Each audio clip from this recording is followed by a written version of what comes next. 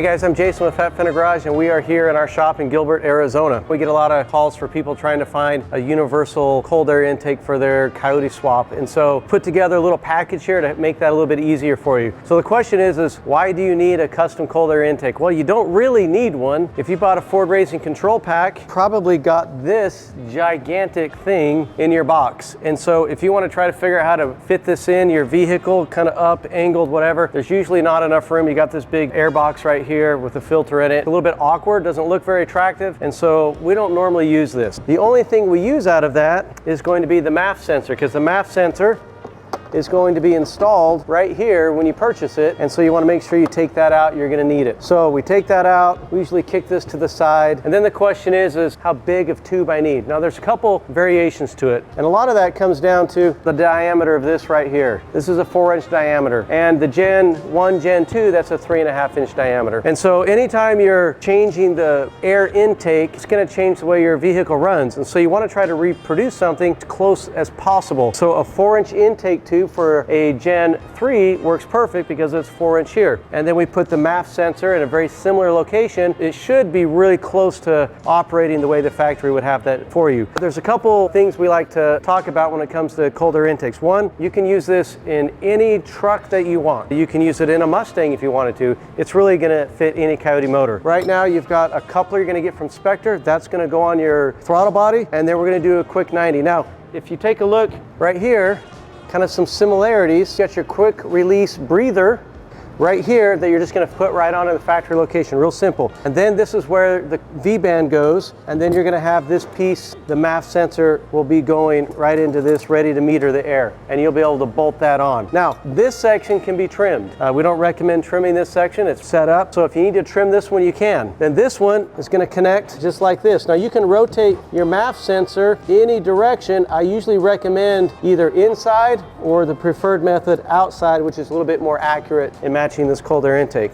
From there, you have two options. A 90 degree, maybe you want this to go down, or maybe you want to 45 this. You got a couple options. There's those two different variables that you can have in your kit. And then of course, you're going to get a nice black Spectre air filtered cone that you're going to put on the end. Now this will have to be cut and modified to fit your vehicle. It's big enough that you can get it to fit in any location, and then you can put this in there and put it on. It's a good idea to get this as far away from the engine to get as much cool air. If it's just capturing a lot of hot air, then that ambient air temperature is going to increase and it's not going to run as well as it should. Pretty straightforward, pretty simple to put on, but more than likely you may need to do some tuning. Now, so for us, we always will delete the IMR deletes in the back. That's a product we sell, and kind of get rid of some of those extra little things that we don't really need in a hot rod. When we're thinking about tuning, we're tuning not just for this, but for a couple other reasons we've modified the motor. Second, we like to tune because it gives a perfect air to fuel ratio. We can check a little bit about the shift pressure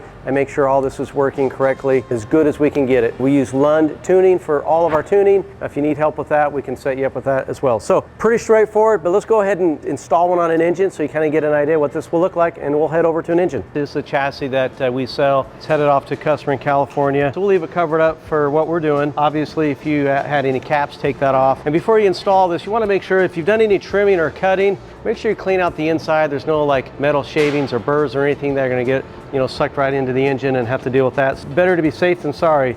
So basically, you're just going to come over here. It's got a little reducer on there from 3.5 to 4.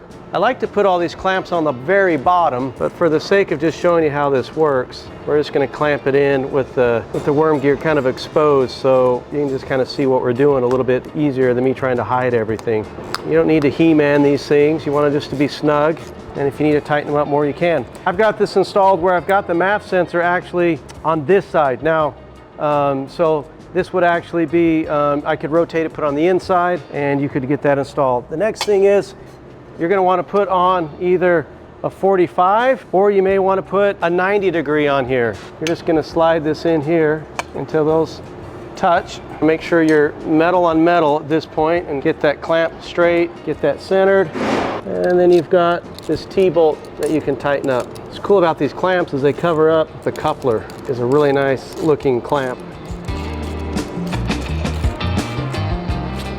All right, you're probably going to end up trimming this off right about here when you install it, because more than likely you're going to want to get it to this bend and it'll take a little bit of weight off here. And then you would quite easily just put on whatever 45 you want. Now some people like to turn this down. That's why you get a 90-degree, turn it down, and maybe you're picking up some cold air here, or you got it right here in the front, right where you're getting cold air through some holes through your radiator core support. But either way, it's pretty simple to install. Now, I don't have these super tight. If I want to get these really tight, it's going to be nice and rigid. Worst case scenario, if you needed to do something, you could actually put another nut on here and you could build a little brace or something and attach that to your engine if you felt like you needed a little bit more support. But pretty straightforward, pretty simple. Basically, all the clamps and all the components minus the tubing come from Spectre Performance and allows us to weld in a nice bung and a breather. And so one thing I noticed, kind of funny, I actually put this in backwards.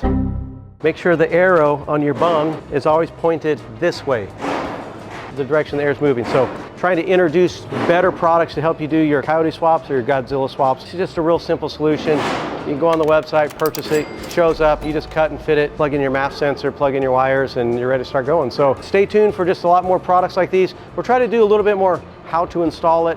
If you have any questions, obviously in the comments you can ask, we'll try to reply to you. So thanks, man, we'll see you later.